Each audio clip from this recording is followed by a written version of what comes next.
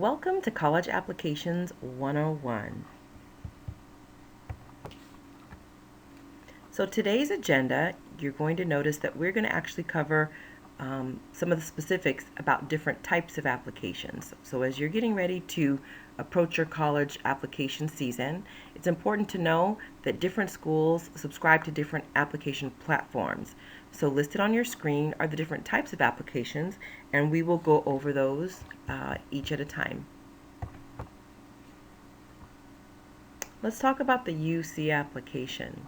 So as the slide explains, for all 9 campuses, there's only one application that you need to fill out if you're applying to UC campuses, and the link is listed there on your screen. Students can start applying as early as August 1st. That's when the application opens for fall of 2020. And the filing period is November 1st through November 30th. So you can start as early as August, but you can't actually submit it until November 1st. So a good idea would be to start working on it very early on when it opens, because there are several steps that you'll need to take, especially working on your personal insight questions. But please note that's a hard deadline. November 30th is a hard, strict deadline, and so students who have the least amount of stress are the ones who take advantage of getting it done early so that they can submit early in November. There's an application fee of $70 per campus. So being aware of that right now is important so that you can kind of prepare yourself financially. And again, we always tell students, if you qualify for free or reduced lunch, then there are often embedded fee waivers within the application that would allow some of those fees to be waived as well. For your application for the UC system, they do not require letters of recommendation, but they do require SAT plus a writing or an ACT plus writing, and there are 4 personal insight questions that we'll talk about in a few slides. Students, when you are ready to start your application, there's some items that are going to be very helpful for you to have at your disposal. One of those will be your transcript. So in the beginning of your senior year, when you meet with your counselor for your senior credit check, he or she will give you a copy of your transcript. Since the UC application requires self-reported information, they don't require you to send in your transcript. Having your transcript in front of you will be very helpful because you're going to self-report. You will also need to have a copy of your SAT and ACT scores because you, again, will be self-reporting that. Now, they will want you to submit official scores from the SAT and ACT organizations, but initially you will self-report that data. You're also going to need to communicate with your parents about the income information for your family, because that's information that's required on the UC application. And because the application does have a fee of $70, you will need a credit card as a way to pay for your applications to be sent. Now let's get into the personal insight questions. As I mentioned before, a big part of the UC application is answering 4 of 8 personal insight questions that they allow you to choose from. So you'll have 8 questions, but you must only respond to 4 of those 8 questions. Each response is limited to 350 words. And again, that's a very specific number of words. You will be truncated or cut off if you exceed those words. So the challenge really is, how do you explain or express what you want in your insight question in those limited amounts of words? The questions that you choose are entirely up to you. Students sometimes wonder, what are good questions to respond to? There's no such thing as that. You get to choose. They give you 8, you choose 4. But make sure that you select questions that are most relevant to your experience and best reflect your individual circumstances. All right, let's go ahead and dive in to the personal insight questions. Question number 1 is, describe an example of your leadership experience in which you positively influenced others, helped resolve disputes, or contributed to group efforts over time. So again, this question is pretty straightforward. It's talking about you as a leader. The one thing that we always caution students about is you're trying to explain, and you have to give a context for what you're saying about yourself. Don't get too caught up in the context. Don't give so many details about the other people or the circumstance itself that you forget to really talk about you. This question is asking how you influenced others, how you helped resolve disputes, or you contributed to group efforts over time. Question number 2. Every person has a creative side, and it can be expressed in many ways. Problem solving, original and innovative thinking, and artistically, to name a few. Describe how you express your creative side. Again, this is a wide open question, but it's tapping into you as a creative spirit, you as a creative person. So if this appeals to you, if you feel that your creativity in whatever way, maybe you were in a group and you really had to come think about a situation outside the box and come up with a very creative way to solve a problem. Maybe it's actually a creative work that you've created, maybe in an art class. This is a very open-ended question. So again, take some time to think how this pertains to you and if this is a question that appeals to you. Question number 3. What would you say is your greatest talent or skill? How have you developed and demonstrated that talent over time? It's pretty self-explanatory. Number 4. Describe how you have taken advantage of a significant educational opportunity or worked to overcome an educational barrier you have faced. So again, this question may or may not pertain to you, but some students really have had circumstances or situations in which there were barriers or challenges. Maybe you've changed school several times. Maybe you've had circumstances in your personal family that have made education harder to attain, but yet you've done a good job and you've excelled despite your circumstances. So again, this isn't a question that everybody would flock to, but it's definitely a strong way to express who you are if this question does pertain to your situation. Number 5, describe the most significant challenge you have faced and the steps you have taken to overcome this challenge. How has this challenge affected your academic achievement?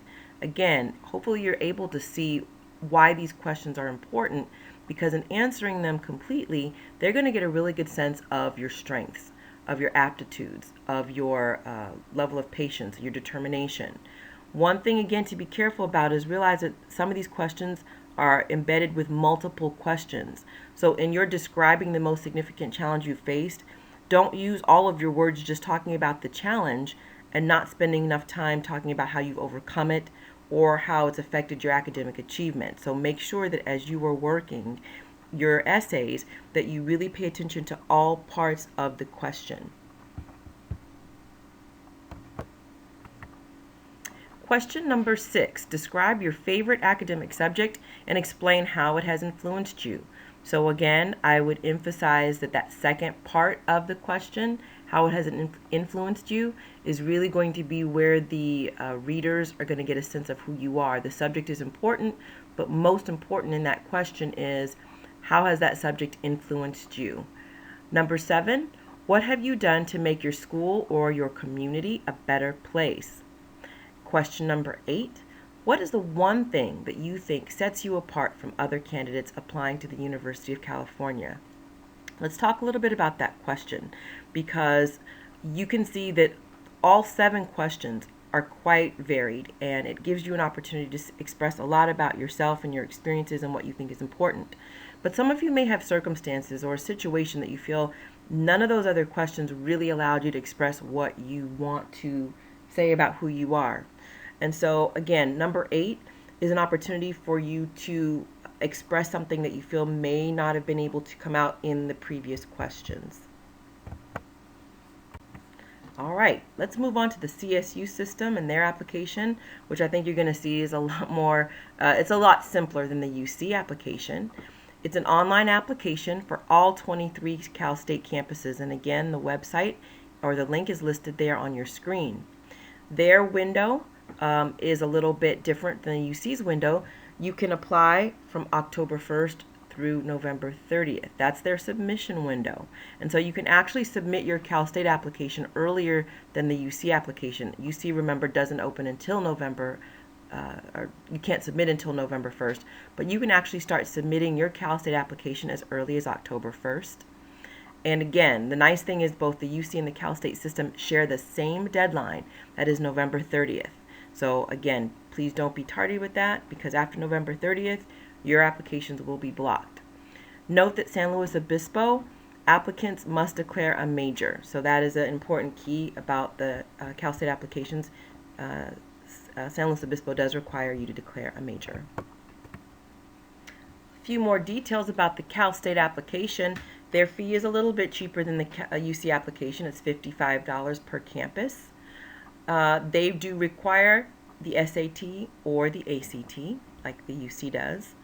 There is a fee waiver embedded in the application. So again, for students who believe that they would qualify for a fee waiver, that's embedded within the application itself. And this is important, students. There is something called the Extended Opportunity Program, or EOP.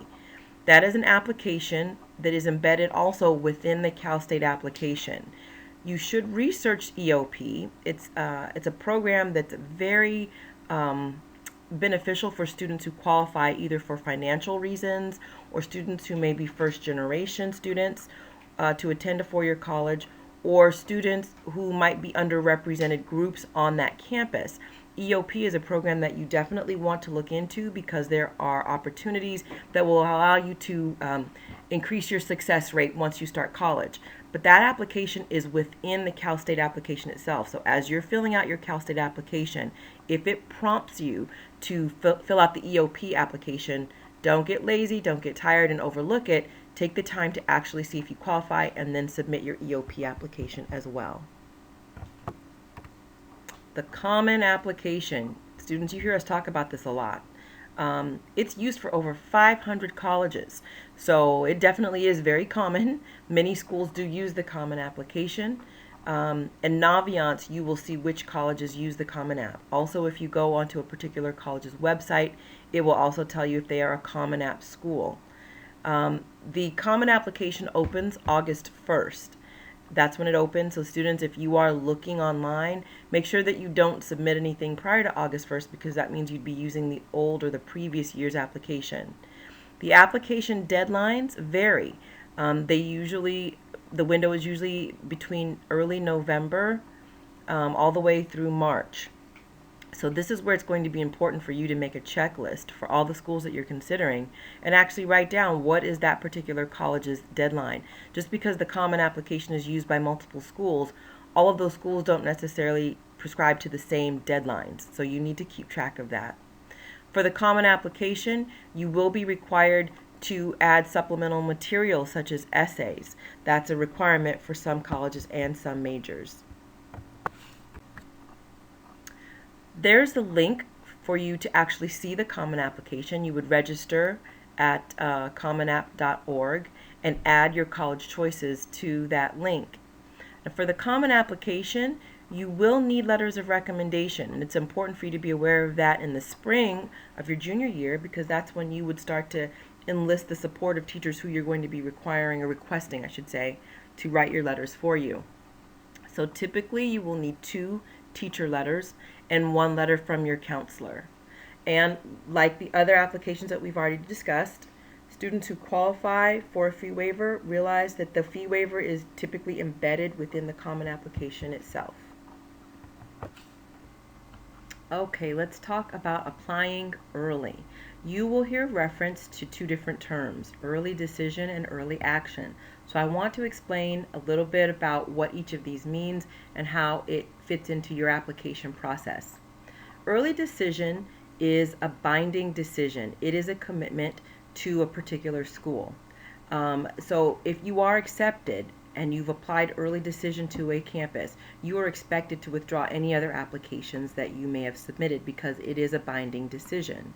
The application window for early decision applicants is usually early November because you will be notified by mid-December. So that's kind of the upside of applying early decision, that you will most likely be notified around winter break, right before you go on winter break, whether you've been admitted or not. And some students really like knowing early what their options are going to be. However, early decision really isn't for everyone because most seniors at that point, early in their senior year, really can't commit to one particular school. They may not feel that inclined to say, if I'm admitted here, I only want to go here. So again, early decision should be reserved for students who know beyond a shadow of a doubt that that is the particular campus that they want to attend. Early action is a bit different. It gives you a bit more flexibility. So it still requires you to adhere to an early deadline. So you'll most likely be applying to your campuses for an early November deadline. But again, the benefit is that you will be notified by mid-December. So again, it's a way for you to get early response because you apply early, but it is non-binding. So if you're accepted and you've applied early action, then you can decline and accept to other schools. Some students will apply to multiple schools early action, but early decision, you can only apply to one school early decision. Early action is a bit more flexible. Um, be aware that, again, it's not necessarily to apply early action or early decision. Many students will apply regular decision. That means whatever the standard deadline is for that particular campus.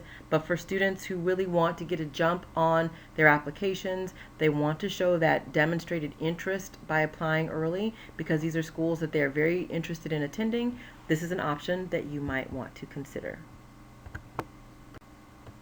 Now we'll talk a bit about the coalition application. This is a newer application platform that you may have heard of.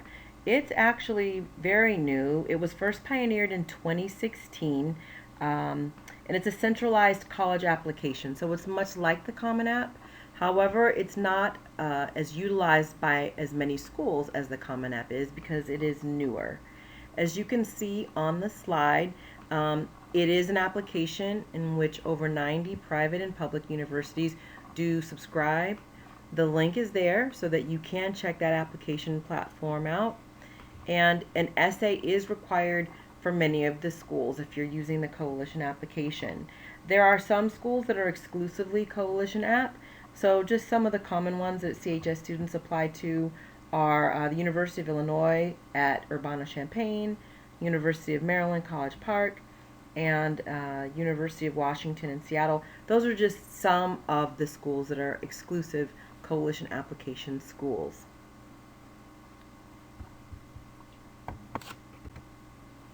A few more details about the coalition application is that there is a fee waiver available, so much like the other application formats, it's embedded within the coalition application itself, and students should consult the application requirements for each coalition application school that you're interested in, just so you know specifically what the school is requesting of you. And Naviance will allow you to indicate if you're applying to a campus through the Common App or through the coalition application. Okay, this slide is to introduce you to the HBCUs, or the historically black colleges and universities. So students are sometimes unaware that there are 107 HBCUs. There's a link right here on the slide that will connect you so that you can see the list, the entire list of all the HBCUs across the country. Most of these campuses are on the East Coast and in the South, so a lot of our students aren't as familiar with them, but there are a wealth of schools with lots of different programs that might appeal to quite a few of our students. Some examples of HBCUs that you may have heard of are Spelman College, Howard University, Morehouse, Prairie View, Morgan State. So these are just some examples of the many different HBCUs. It's a good idea, if there's a school that you're interested in, to look at that website to see exactly what their admission requirements are and to understand what their tuition expectations are. And one other thing we want to make you aware of is that usually in January, the Black College Expo hosts an event in Los Angeles, and it's a wealth of information where many of the HBCUs across the country are there at that one event so that students can actually get on the spot admittance into some of the schools. So this is just something for you to be aware of in your college search. Hispanic Serving Institutions, or HSIs, are defined as an institution of higher education that has an enrollment of undergraduate full-time students that is at least 25% Hispanic students serving. And so this is a good slide for you to better understand, especially if you are a student who is of Hispanic descent. There are a body of institutions that do seek to make sure that there is support in place for Hispanic students on their campuses. Local HSIs include Citrus College, Chaffey, UC Irvine, UC Riverside, Cal Poly Pomona, Laverne, Cal State LA, Cal State Long Beach, and there are others as well. So as we are wrapping up this presentation, there are some things that you can do to finalize your college choices this summer. So hopefully you're watching this as a junior in the spring of your junior year, and this gives you plenty of time to find the right school for you, or the right schools, because there's not just one right school, but there are many that you will find that probably meet a lot of the criteria that are important to you. So visit colleges whenever possible, okay? Plan financially. Every college is required by law to have what is called the net price calculator on their website. This will help you to get a general understanding of the cost of attendance. That will vary from family to family depending on your family's financial situation. But again, the net price calculator will help you. You'll input just a small bit of your financial information, and it's going to give you a rough idea of what the cost of attendance will be. Please also start looking in Naviance for scholarships. This is an excellent way to fund your education for free. So looking for scholarships and grants now will help you tremendously a year from now when you are a senior getting ready for college. And lastly, laying the groundwork for your application season. And how you can do that is by working on your essays and your personal insight questions now. So the earlier you start this process, the less stress you will face in your senior year. The essays and the personal insight questions do not change very much from year to year. They're usually consistent. And so that means if you start working on those essays and insight questions now, that's going to be a lot further in the process that you will be when it's time to apply.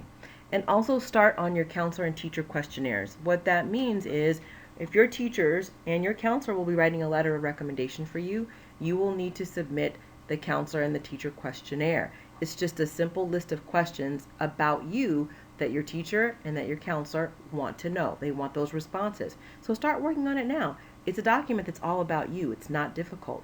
So if you work on that, you're going to have that ready to give to your teachers and to your counselor as soon as you get back to school in the fall. What if I need help with my college applications? Well, we have the answer for you right here on this slide. You should know that in September, counselors will come in and do classroom presentations to review the college application process. And then in September, you will also go through Naviance training in the Career Center. So that's when you will be linking your Common App with Naviance so that technological piece can already be put in place as we're submitting things on your behalf.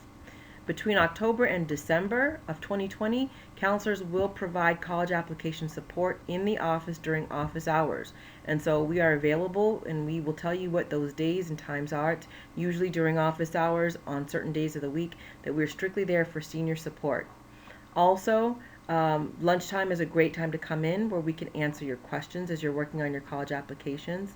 And then you should know that January of 2021 is going to be when we start hosting community college workshops.